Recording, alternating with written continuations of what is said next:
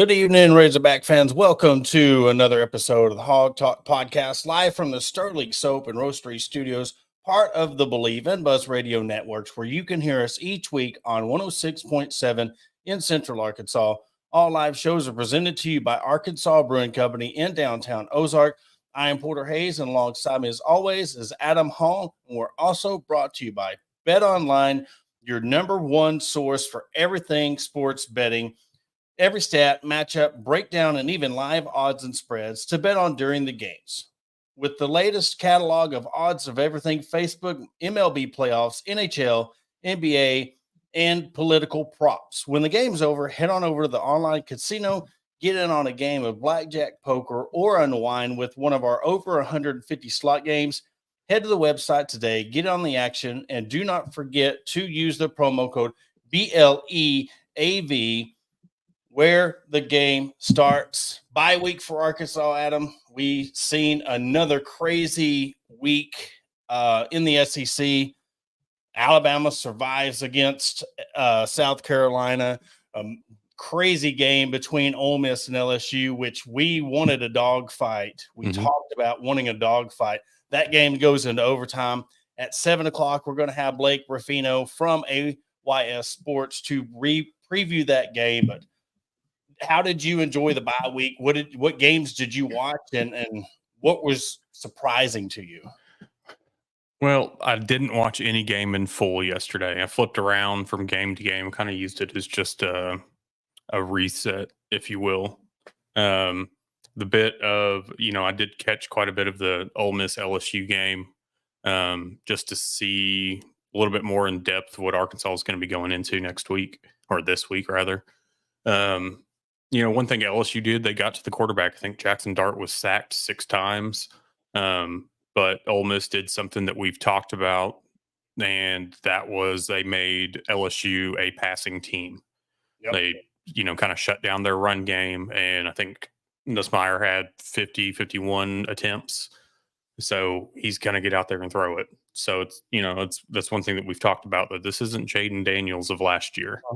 So another crazy game I watched. I did watch a lot of the Ohio State-Oregon game because I was pulling for Oregon in that one. And, I was watching that game, and I'm sitting here like, okay, we've got a 5th-year quarterback. We've got a 6th-year quarterback, both 23 years old. Flip side, you had UCF start a 17-year-old in their game. So just the difference. But, I was looking at Dylan Gabriel's stats just over the years. And, to be in his 6th season, he's had over 100 attempts every single season. So it wasn't like he didn't get any playing time early on. He has gotten ample playing time every single year. And, at some point they've got to stop the 6, 7, 8, 9 years of eligibility and cap it at 5. Well, and the thing is, we got to look at it, though, from a standpoint. If you're not good enough to go to NFL, you're going to play college. So it's not like these guys are sitting back making millions from NIL money, knowing they're NFL. You're not going up against an NFL quarterback. So I get that side up. Let them. I mean, if they can get their eligibility and get money, yes, they might be a good college quarterback, but that's it. These people that are 5, 6, 7, it's like these guys that are G League lifers. They just stay in the G League because they know they're good.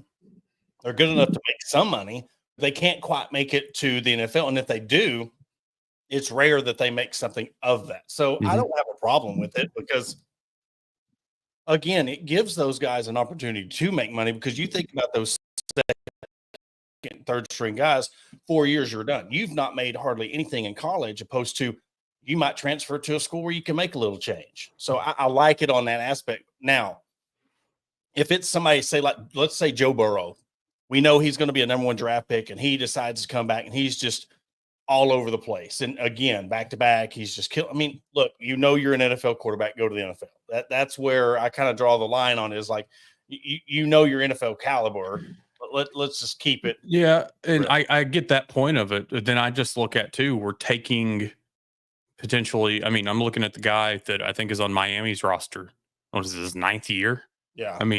College is meant you're supposed to go in and get your degree and this, that, like, so what are you doing if you're 5, 6, 7 years in? At some point, I just feel like they have to. I mean, I know Coach Cal said it on an interview he did in the summer, talking about the transfer portal eligibility, this, that.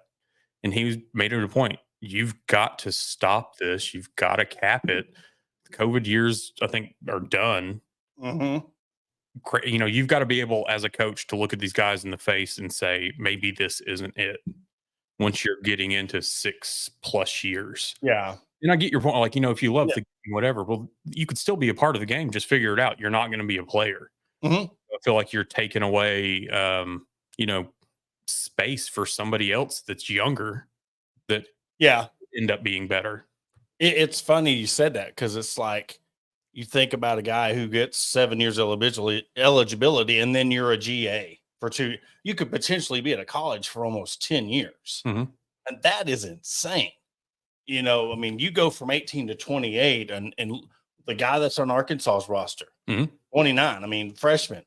Could you imagine being, let's just say 31, 32 years old, and you're a senior in college and you graduate? I mean, if you stay here all 4 years, I mean, think about that. You've got 17, 18-year-olds come in. Hey, here's our 32-year-old, not head coach. Mm-hmm. He's your teammate.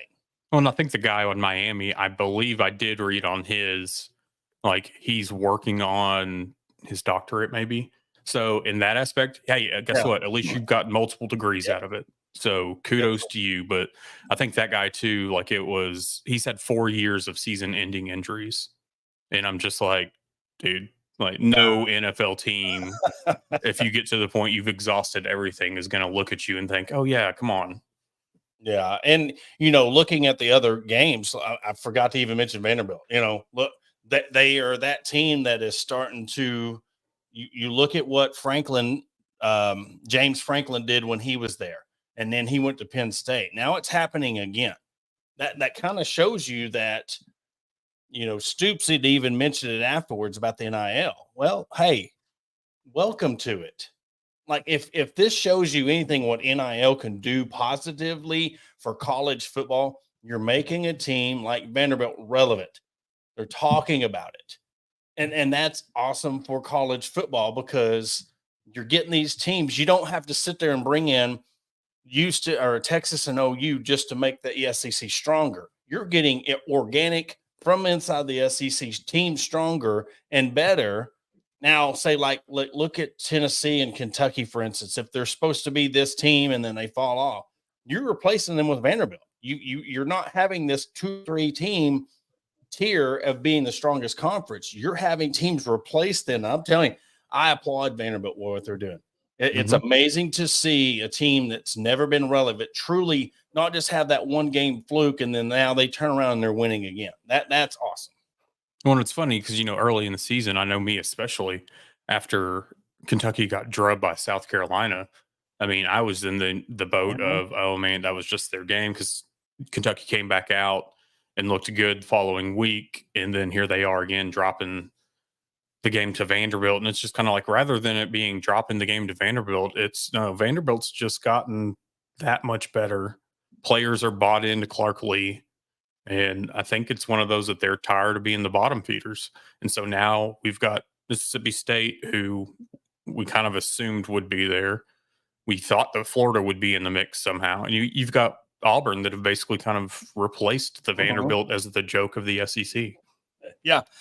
And, you know, also Mississippi State, which they, I mean, almost made a game of it with Georgia, only, I mean, 41-31. But going to that, we'll segue to that game. I mean, Kirby Smart, Mississippi State player, runs to the sidelines.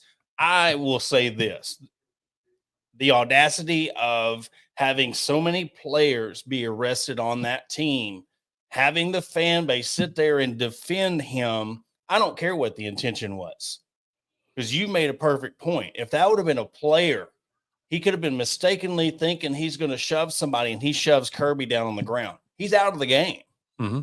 You got to keep your head cool. You can't put and if it was his own staffer, if it was his own player, something would happen. And I don't know what's going on. Maybe Coach Saban has something, you know, he's got something up his sleeve, because think about it. Look at what's happening in Alabama.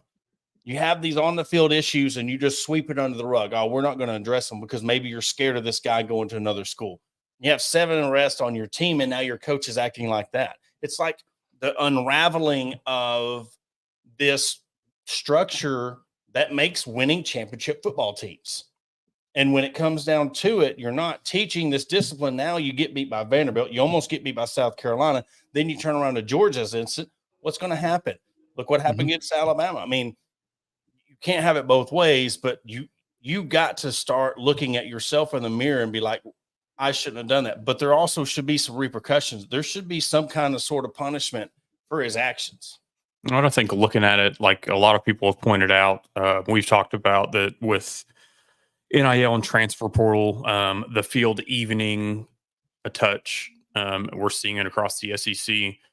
You're now in a spot that you're having Georgia slip up. You're having Alabama falter a little bit now that they don't have Saban. Even before, Saban's last year, a little hiccups here and there. It's one of those things that not everything can just be swept under the rug with blowout wins in a national championship. Yeah. You're kind of being called out on the carpet, if you will, because you're losing these guys to other schools. These other teams are getting better. And then, so it's one of those things that now they're making you not win a game that you should have won, or they're making the game that you should have blown them out competitive. The coaches are getting frustrated. And it's one of those, whereas they didn't have to police their teams as much.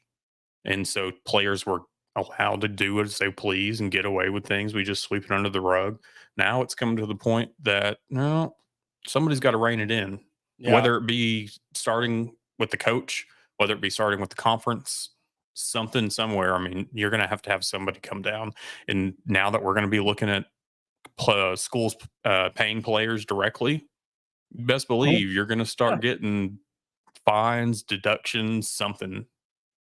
Yeah, and that's where the reality is going to hit some of these coaches, players, because they're going to have no control. And that's where it's going to be serious. This is adult stuff now, because you are now technically an employee of this university.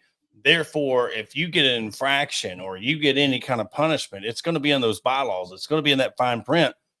We're going to sit you out, and there's nothing the coach can do about it, because it's clear cut. This happens. And I think we discussed that. When we first even heard about the notion of, these people being employees, how that's going to affect that when it comes to NIL, when it comes to, are they doing this to get some kind of kickback because they're losing it in booster money? They're going to get theirs, but you better believe that there's going to be some kind of infractions. There's going to be some kind of punishment when things go on, and it can happen to the coaches too, not just the players. Well, it's got to be, I think, something that if the schools aren't going to do it, if the conference isn't going to do it, there's going to ultimately be or have to be some sort of, whether it's your ethics boards, whether it's your rules committees, whatever, somebody's going to have to come step in. Mike Gundy's deal a few weeks ago that was like 6 to 8 minutes long. It was just how he would change basically college football as it was right now. Some of it I agree with, just because I think you're going to have to get somebody at the top, like we see in the professional sports, to oversee these things. If Greg Sankey's not going to step in and do it, somebody above him needs to do it. I would see Saban doing it, because he's out of coaching. He's against it. I think he would be the one that would police it better, because one, he's brilliant, but two, you see, it's almost like, is he doing this game day stuff to hold over until this, and then he steps in, which he would be a perfect fit. But why would Greg Sankey, of all people, want any part of that? Between him, because him and the Big Ten, they're working together to try to make. He's going to be against this commissioner because they're going to have control over what he wants to do. So he would, in reality, probably taking a pay cut and more responsibility, because you're over this whole thing instead of just a conference. I don't think that, I wouldn't. If I was in Greg Sankey's position in power, I'd stay put. And kind of like Nick Saban and Dabo, all these people, it's like, I'm going to sit here and control this team. I'm going to make the most of it, or I'm just going to get out of it. You know, now that Saban's out, maybe he is interested in doing that if this indeed comes about. Well, and if they did shift to the 32 teams or whatever is coming in the future, I mean, you could very well see Greg Sankey going from running the SEC alone to running the whole thing, taking a bigger, but I think that's a long time coming in the sense of that there's a lot to happen between now and then. But going back, it's got to start with the head coach. And when your head coach is out of line, it's got to go to the commissioner. Yeah. And so something's got to be done. Well, he better reel it in quick because he's got Texas coming up next week. I mean, you look at this slate. I know we were raving about last week's slate of games. When you're looking outside of the LSU Arkansas game, you've got 3 games really that can point to this contender pretender type of schedule. And I'm pointing to Alabama, Tennessee. You know, both teams are kind of not living. Yeah, they're both 5-1, but they're both under their expectations for the season as a team. Then you look at the Kentucky Florida game. That all right, we're both down. Kentucky coming off that loss. Are they going to bounce back? Are they going to be kind of a contender in the East or contender in the SEC? But also you have Auburn, Mississippi, Missouri, and then South Carolina, Oklahoma. I think that South Carolina, Oklahoma is going to be very intriguing. You got Oklahoma coming off a big loss against Texas, and then South Carolina coming off that. I mean, I don't know what was going on in that. I don't know if you even seen the last part of that South Carolina game, but I saw plenty of time left, and he just airmails it in the end zone. Like, you're shooting yourself in the foot. So losing to a team like Alabama when you're like there, it's almost like the year Arkansas could have beat them when they were down. And I want to think it was the Ryan Mallett game. They were having a down year at that point, and you're like, this is the year we can beat them. Almost like the Milroe, where they thought Milroe wasn't going to be the player he was, and then this is your chance to take them down. That was South Carolina's year to beat them, and they shot at themselves in the foot. Yeah, I haven't looked much. I'm taking a look at next week's schedule now, and I mean, honestly, even the Missouri's not a lock for that Auburn game with the way that they've looked. I mean, granted, hey, Missouri, congratulations, you went to UMass and won 45-3 or whatever. But Auburn is scrappy, and it's one of those things that at some point they're going to put a win together to upset a team like they could do against Missouri. I think Alabama, Tennessee. I think that's going to be one that's just kind of which team can limp to the victory, to the finish line. Honestly, out of the SEC, I'm kind of looking at that Michigan-Illinois game.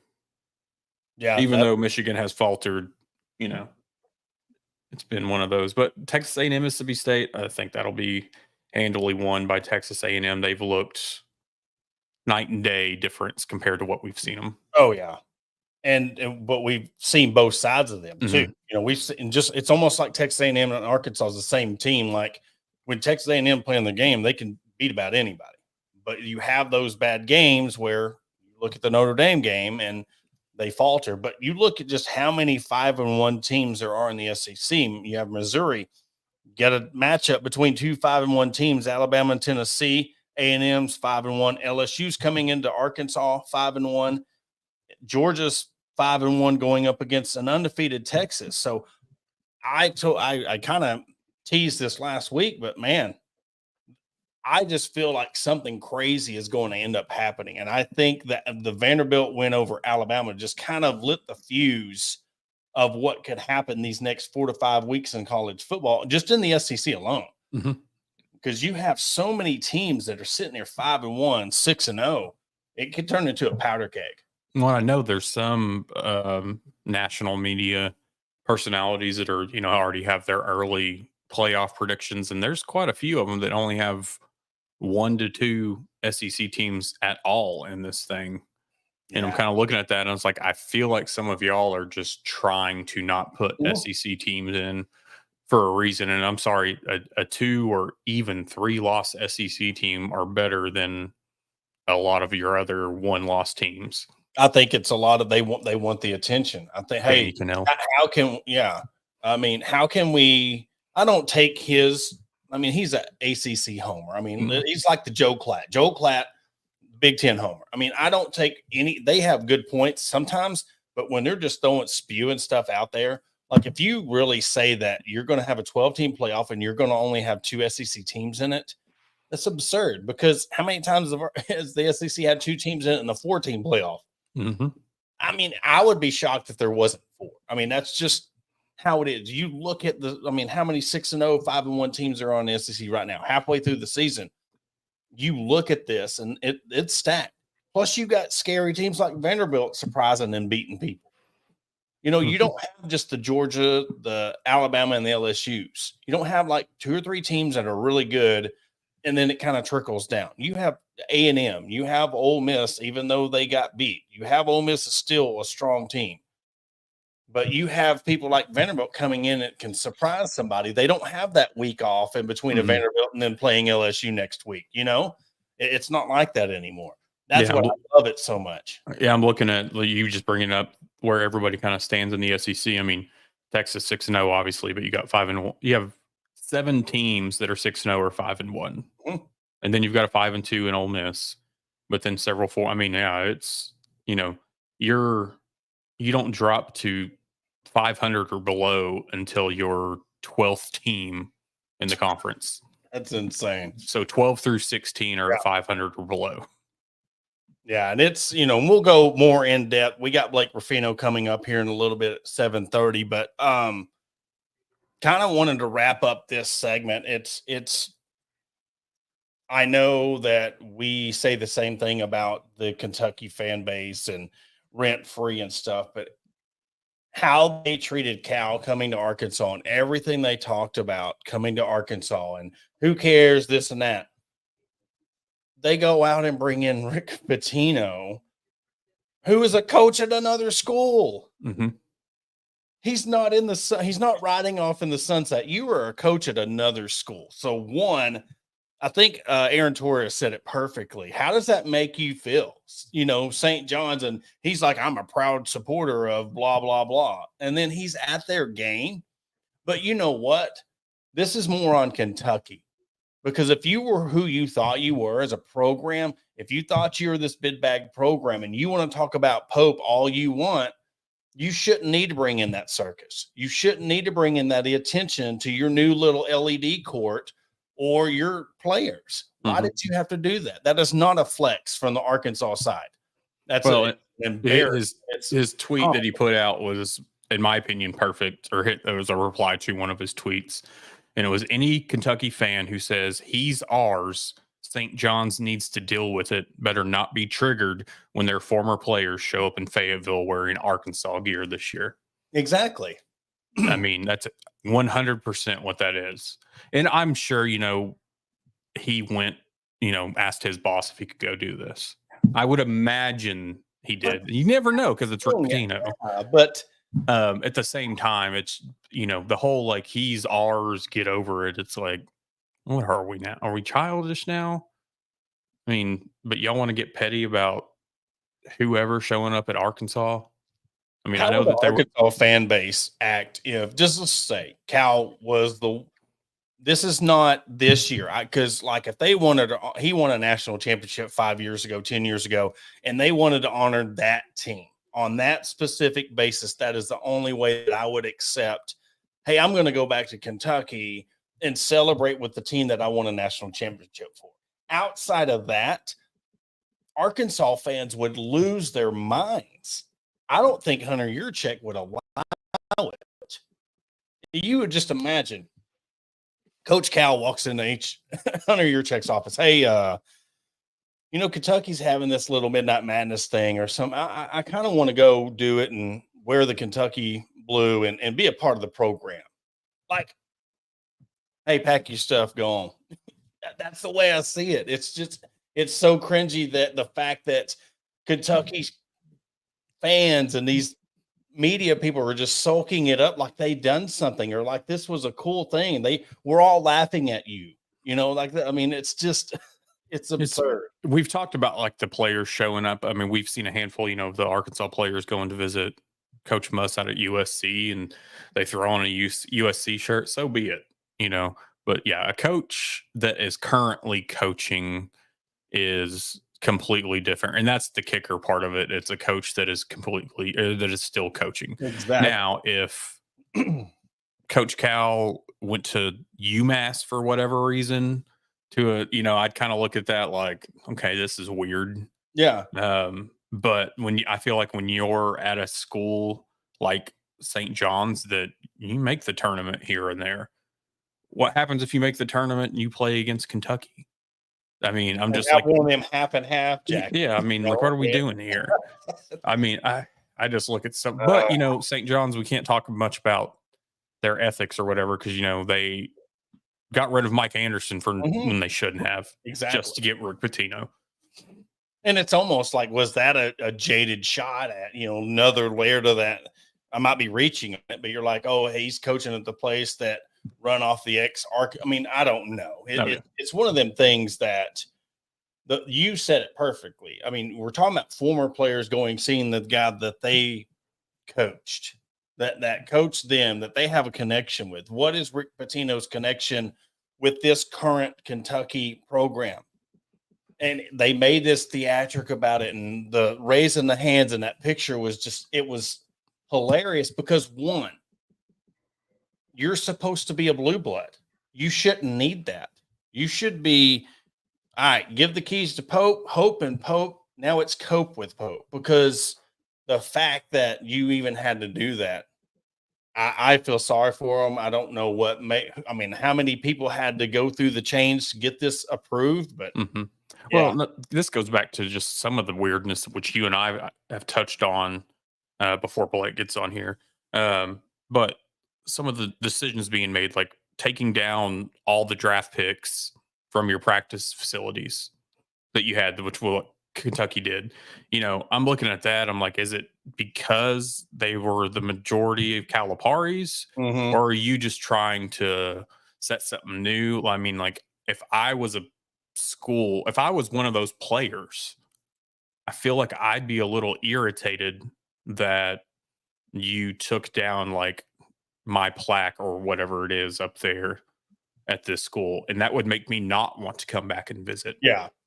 And yeah, I mean, that would be something that if I'm Devin Booker or Karl Anthony Towns or whoever, I'd look at that as kind of a slap in the face. It is. It's huge because it's very disrespectful. I mean, again, I'm making it about Arkansas for a second. Think about Corliss Williams and Scotty Thurman coming back, and we wiped their name off of everything. We just took their pictures out. We took the national. It's disrespectful because they brought that. You want to have your little pity party about why Coach Cal left, but you're taking it out on the kids. You're taking it out on the players that actually did stuff here and won you a national championship and was All-Americans here. They have that legacy. So to take that away from them and be like, I don't know what's going on in Kentucky. I don't know what the hell's going on there, but they have a narcissist complex that we're just going to wipe everything off. I'm going to be the new sheriff of town. This is how it's going to be. We're going to bring Rick Pitino back. It's a clown show. And they ain't even, you said how many? We're 19 days away. 19 days away from Arkansas, Kansas. 19 days away. So this isn't something that you're needing to, do during the summer just to get some clout or whatever. Or you're fishing for something. You're trying to prep for a basketball season and you're doing this kind of stuff. And outside of Kentucky, you're the only one celebrating that, I'm a week off. Yeah. 12 days. That was a week off. But now that we're off that soapbox, we're going to take a quick break. After the break, we're going to bring in our guy, Blake Ruffino from AYS Sports, to preview the LSU game after their barn burner overtime game against Ole Miss. Always great having him come on. We'll catch y'all after the break. Searching for premium brewery products that will take your daily routine to the next level? Look no further than Sterling Soap Company. Our handmade soaps, aftershaves, and balms are made with only the finest ingredients that give you the ultimate grooming experience. With a variety of scents to choose from, there's something for everyone. Plus, our products are crafted in small batches to ensure the highest level of quality. So why wait? Visit www.sterlingsoap.com or visit our retail store at 16 West Walnut Street in Paris, Arkansas. Shop our collection and discover the difference for yourself. Upgrade your grooming routine with Sterling Soap Company. Are you looking for a place to grab a cold drink and some delicious food? Look no further than Arkansas Brewing Company. Located at 201 South 1st Street in beautiful downtown Ozark, our establishment offers a wide selection of craft beers and tasty eats. But what sets us apart is our welcoming atmosphere and friendly staff. At Arkansas Brewing Company, you'll always feel like part of the family. So visit Destiny and Christopher Brockett and staff today and see for yourself what makes us the go-to spot for locals and visitors alike. Arkansas Brewing Company, come for the drinks and stay for the friends. Attention DIYers and home improvement enthusiasts. Are you searching for the right tools and the supplies to tackle your next project? Look no further than Mentor's Hardware Store. With locations in Ozark, Alma, and Clarksville, our vast selection of hardware and building materials is sure to have everything you need, whether you're fixing a leaky faucet or building a new deck. Plus, our knowledgeable staff is always on hand to offer expert advice and guidance. And with our competitive prices and convenient online ordering, Mentor's Hardware Store is your one-stop shop for all your DIY needs. Visit us today and let's build something amazing together. Are you looking to take your career to the next level? Look no further than ATU Ozark Campus. As a 2-year satellite campus of Arkansas Tech University, we're dedicated to a quality workforce education, industry partnerships for in-demand jobs, and tailored paths for success. Our programs are led by industry professionals. Whether it's a certificate or you're aiming for a graduate degree, ATU Ozark has you covered. Visit our website at www.atu.edu/Ozark or contact us at 479-667-2117. Your future begins here. Welcome to Ozark Area Chamber of Commerce, where our mission is simple: encourage, promote, and aid an enduring environment of shared economic opportunity and civic development for the Ozark, Arkansas area. Whether you're a local business owner or a resident, we've got something for you. Shop our unique local businesses, explore the beauty of Ozark, and savor local flavors and find cozy accommodations. Join us in building a stronger community. And to learn more, contact us at 479-667-2525. Remember, together we thrive. And want to welcome you to the Hog Talk podcast. And we bring on our guy, Blake Ruffino from AYS Sports. Blake, always having you on to preview the LSU game. I know y'all had a wild, crazy game against Ole Miss. I appreciate you coming on, brother. Thanks for having me. So how was, look, coming into that game against Ole Miss, you knew it was going to be a dogfight. Mm-hmm. But what you said previously, we're talking about the Arkansas game, you know, you've been one of the few that you've given much love to Arkansas about how this team is. What's really surprised you the most, your prediction preseason to what the team is now, looking at this Arkansas team? Just better defensively. I think that their secondary has been a lot better than I think I expected them to be. Linebacker play has been better. And I think just the overall offensive line and quarterback play has been better than I thought. Now, they've had their issues, you know, like against Oklahoma State. They made critical errors, clearly. In that football game against A&M, they made critical errors. So, look, Arkansas's had their moments. They've had their spurts. I do think that even though last night happened for LSU, this might be the best overall team that they've played. And that might be A&M. We're going to find out. But from just different things that LSU presents, I think is very unique to the flaws that both teams have. You know, like Arkansas can do some good things running the football. Maybe LSU is going to be unable to stop it. But I think that Arkansas's found a way here in the first 6 games. But what Arkansas are you going to get? What does a Taylor Green-less Arkansas team look like? You know, so there are a lot of things that I think that they've overcome and they've done. I think their coaching staff from a coordinator perspective is really good. But I think that they just, you know, they got to find ways to stop shooting themselves in the foot. And if they can do that, they can be very serviceable. But you like the Tennessee game, even though I think Tennessee's flawed, but even in the Tennessee game, they found ways to not turn the football over, and that's how they won the football game. And going to your quarterback, Nussbaum, I'm sure outside of LSU, there was concerns about what can he do by himself to win a game. For him to, put the team on his back, throw for 337 yards, 3 touchdowns. How much confidence does that give you coming into a game against Arkansas, knowing that if he does indeed have to go one-dimensional and be a passing team, he's the guy that can get the job done against this Razorback defense? I don't think he had a good game at all, Porter, to be honest with you. He was 22 of 51. He made a lot of really bad decisions, other passes that could have been intercepted. I think that actually hurt LSU. I think he hurt LSU. After the game, he said it was the worst game I've ever played in my career, and it was. I don't think that you can rely on him. And he was not the reason that you won the football game. The defense was the reason you won the football game. Now, did he have moments and spurts where he created and made some really good throws like he did in the one in overtime? Yes, but last night he did not play well at all. Anytime a quarterback's below 50% completion percentage, I don't care if he throws it 3,682 times, that's not good.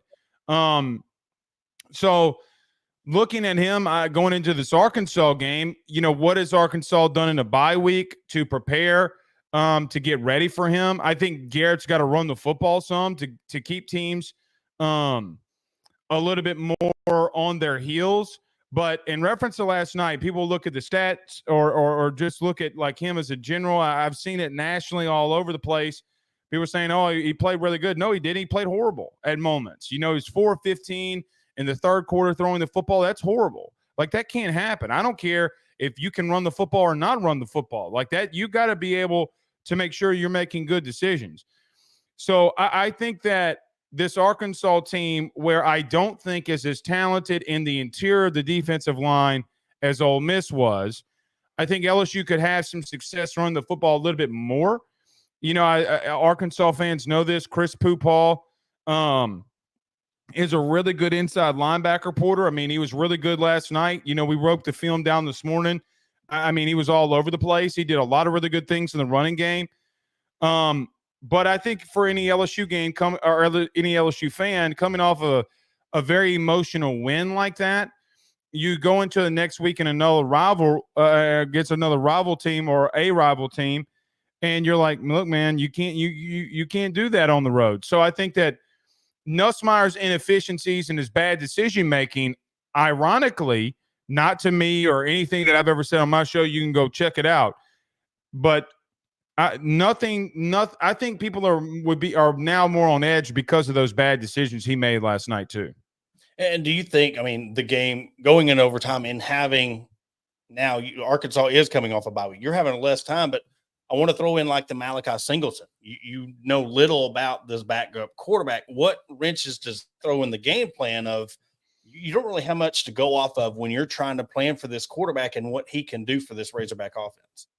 Yeah, sure. Look, you have some semblance. You saw it at the end of the game against Tennessee. You have some idea of what he can do and what he's about. I don't think what, Bobby Petrino can do with 2 weeks, what they can work on. But so, yeah, I think that there are areas and avenues that Arkansas can exploit. But see, here's the thing about a young quarterback that I look at this game, Porter. So, we'll talk about this a lot on my show tomorrow. Arkansas is 87th in the country in team sacks allowed. Their offensive line has been very leaky. Well, LSU's 4th in the country in sacks. They sacked Jackson Dart last night 6 times. It was the most anybody has gotten off of a Lane Kiffin offense with 6 sacks. And here's the thing. They throw the football very quickly. So that should give you an idea of how well they've been able to get after the passer. And for a young quarterback, whether it's LSU versus Arkansas, I think y'all saw it a couple of weeks ago again with Nico Imalava. I think you've seen it with young quarterbacks. If you can get after them, it's a very interesting situation. So even though LSU may not know, they don't know what Singleton or what the play calling will look like, even though they saw it some in the second half, if he is going to be the starting quarterback, which I think, just listening to you, maybe a lot of people think that he will be. I think the question comes down to what does a young quarterback look like when the pressure comes after him like that? I do think that Arkansas's O-line's been very leaky at moments, And LSU is the one thing that they've done extremely well. I would say even borderline elite has been getting after the passer. And you look at that Texas A&M game, and we'd seen some film breakdown of what they did very well to shut down Jackson. You're talking about your defensive line. What measures, who do you think some key players you're talking about on that defensive line that they're really going to key on Jackson to really try to hold him under 100 yards rushing per se? I don't know if it's necessarily anybody on the defensive line. I mean, Braden Swinson, the edge player, you could point out. They've had some really good guys in the interior, 2 young freshmen, true freshmen, and Don McKinley and Ahmad Bro have been really big. They were really big last night against a good Ole Miss team. But I think it's been more of the linebacker play. Look, you're going to a game, and Lane could, to your point, the question before, and then going into about Jackson. Nobody knew what an LSU team looked like post Harold Perkins other than one game. And I think that more of LSU's system as a whole in the front seven, it's not one certain player that you have to stop versus the collective unit. Whit Weeks had 18 tackles yesterday against Ole Miss. He had a sack. I think that just though the individual pieces that LSU has shown the last 3 weeks, they only gave up, I think it was 17 rushing yards against UCLA.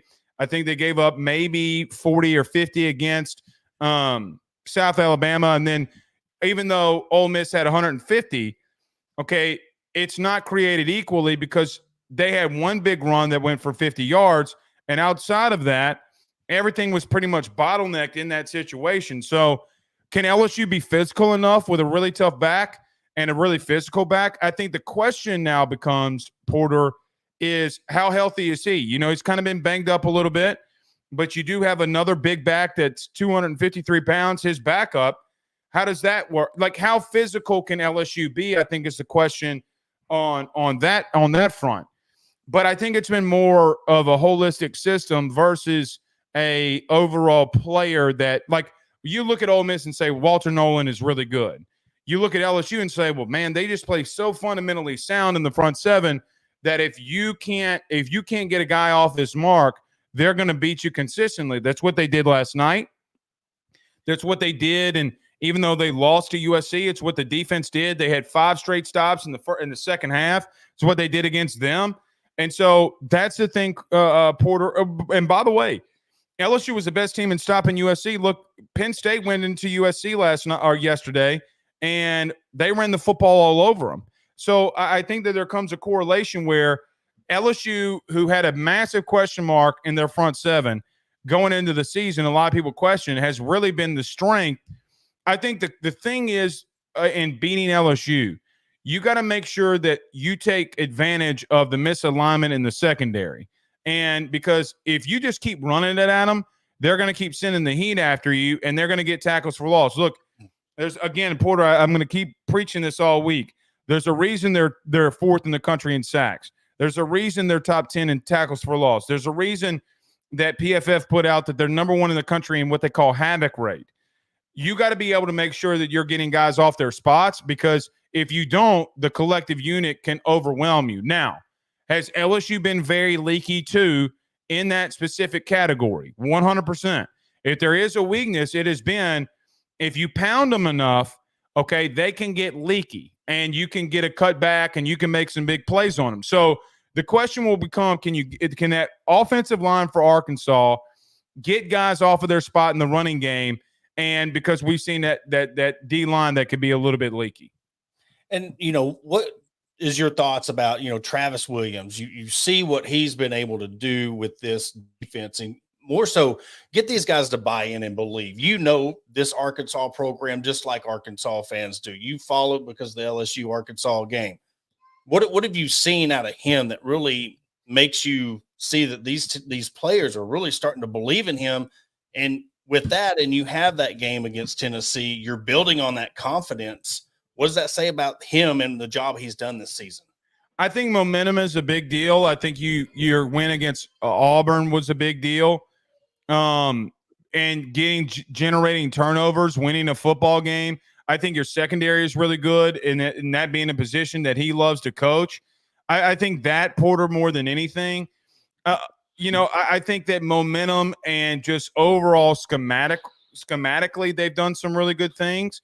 And look, he's playing with some pieces that maybe he, if he were recruiting at somewhere else or would have been recruiting for multiple years here, that would be a little bit different.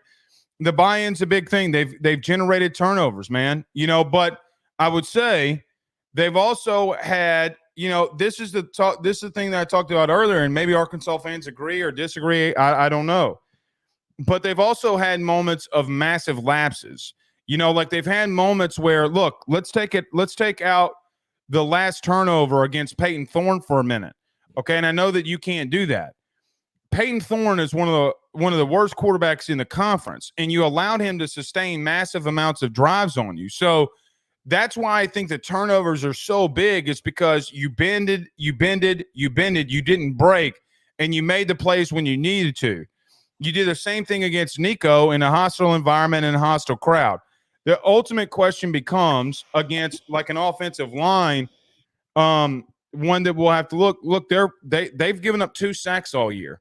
One of them is that Nussmeier just ran right into him, and another one's because he slips down. I mean, literally him being hit or touched has not been an issue. And so that defensive line in pass rush situations has been really good. So sending heat, playing better in the secondary. I think your linebackers have been better than what people imagined that they would be. I think that just the momentum of those turnovers have been massive for Arkansas.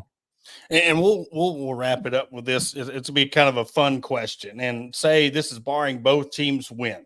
Say Arkansas gets the win against LSU, Vanderbilt beats Ball State. What if I would have told you in August that both Arkansas and Vanderbilt would have been 5-2 going into week 9? What would you think? And what does that say about what we're seeing out of the SEC this season?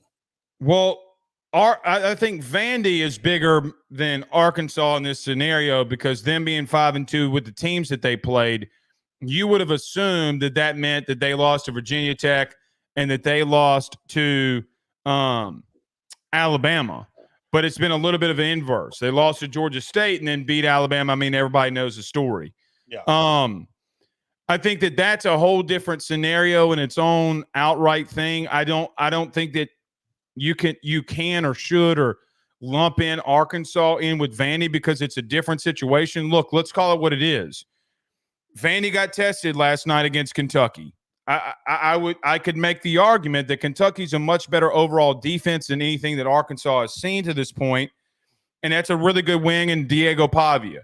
I mean, the Alabama game in and of itself is a different situation. I think schedule has become a big part of this. However, Arkansas being 5-2, I mean that they got one of the upsets against Oklahoma or Tennessee.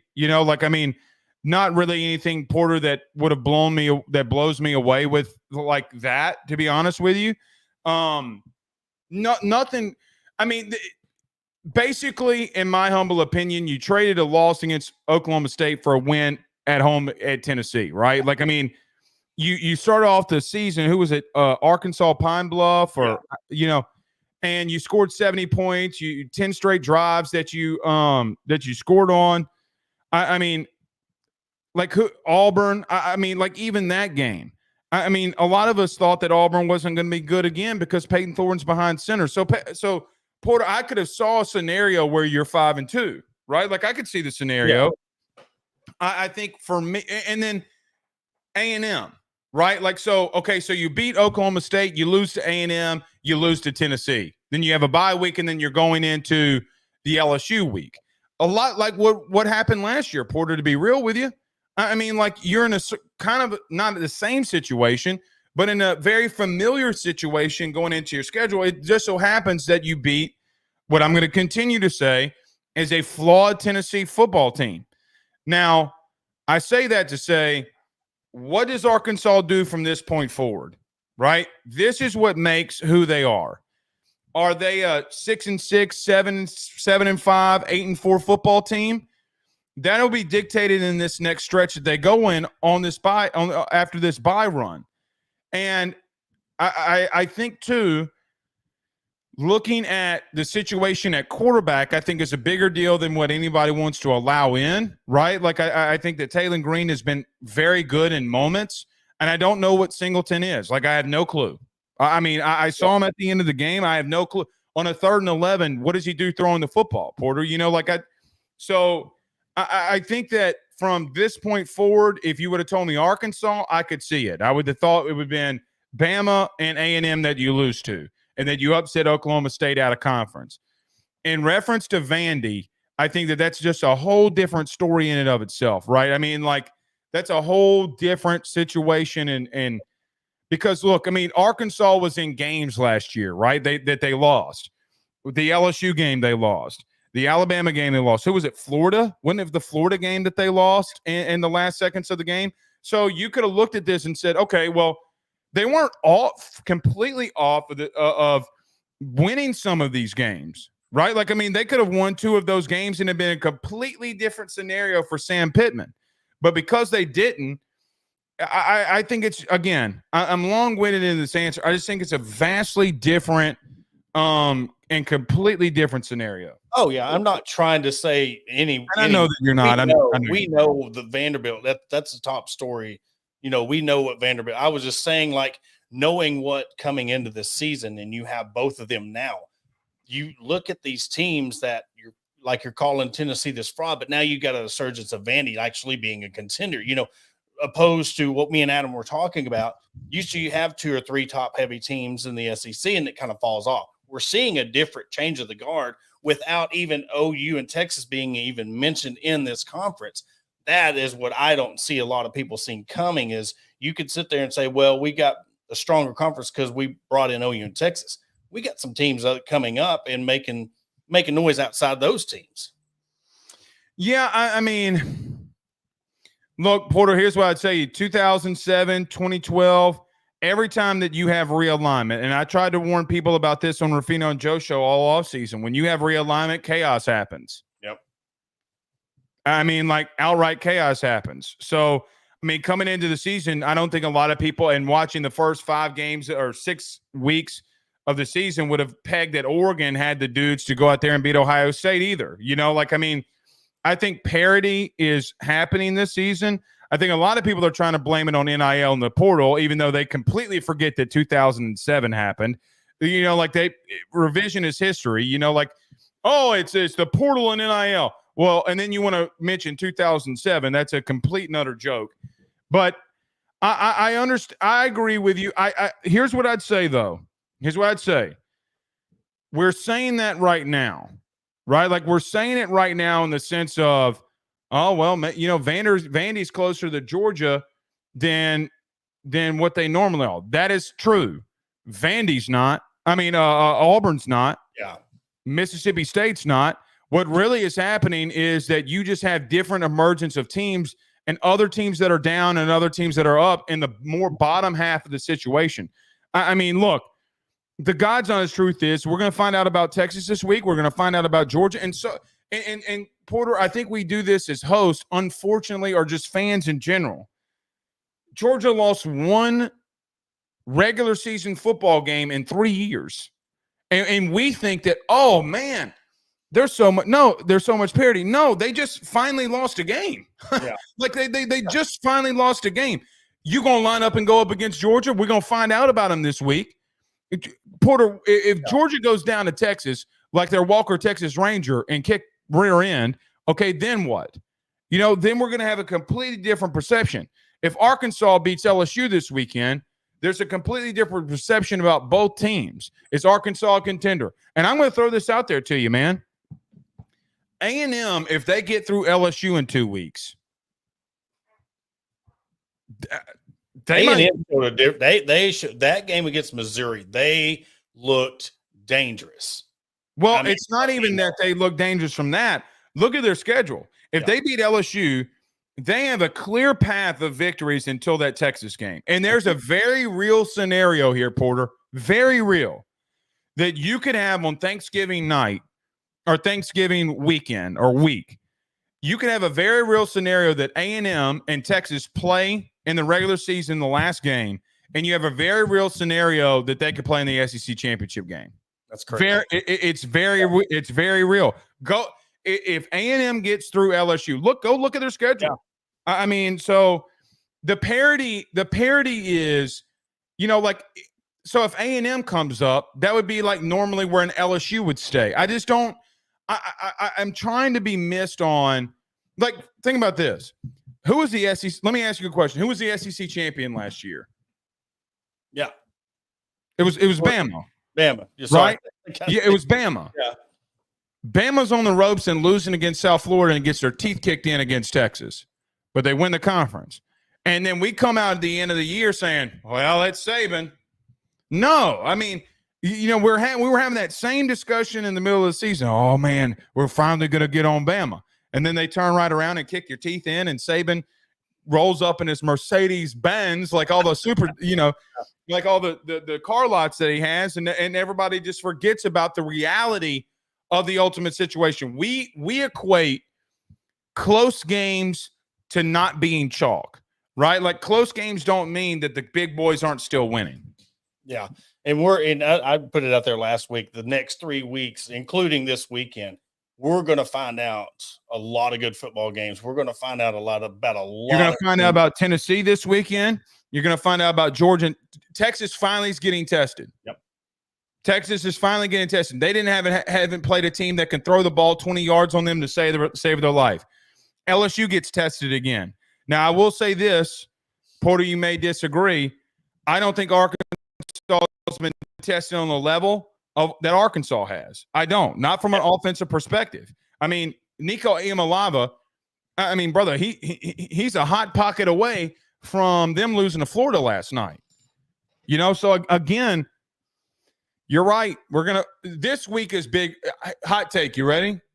Yeah. The SEC this week might be bigger than what last week was. Yes. Oh, I can totally. And then that's the thing. Like, and if that happens, then the next week could even be. We're seeing an unprecedented amount of good games later in the season that we're not used to. When it comes to, it's not just one marquee game. You're having 3, 4 games, and you're talking about Nussmeier. I know we're wrapping it up, but the fact that he is a pocket passer, and we're seeing so many of these zone reads, so many of these people that are able to get out on their feet, but he can get the ball out quicker. That's a change of. You're talking about an offense that Arkansas is not used to seeing. This is going to be the first time because they didn't see Connor Wegman against Texas A&M like what he did against Missouri. So yes, you're correct on the fact that this will be the first time they've really seen an offense like this. No doubt. I mean, and look, I'm going to be real with you. I don't think that they've outside of A&M. Look at the A&M versus Arkansas lines of scrimmage. And where I think LSU's more leaky in the run game, that is very fair. Okay. That is something to massively take into account. A&M has not rushed the passer as effectively as LSU has. And if LSU can limit Arkansas to getting in third and manageables and being more in third and long situations, it's going to be a long night. But that's where your boy Jackson comes into play. Can you run the ball effectively on first down? I mean, look, this is a big matchup. And look, I'm going to tell you, I talked to somebody on LSU staff literally before I came on here, okay? They aren't taking Arkansas lightly. This isn't like what they did last year and taking them somewhat lightly. It's a completely different situation and a completely different understanding of what LSU believes that they have to go into against Arkansas. Yeah. Well, Blake, man, it's always a pleasure. I really appreciate you taking the time after your show to hop on with us. Always good popping up to you, man, and good talking to you again, man. All right, thanks, man. Y'all have a good one. Well, this episode of the Hog Talk podcast. You can wait on Hog HQ right after this at 8 o'clock right here live on Facebook and YouTube. We'll catch you on Wednesday.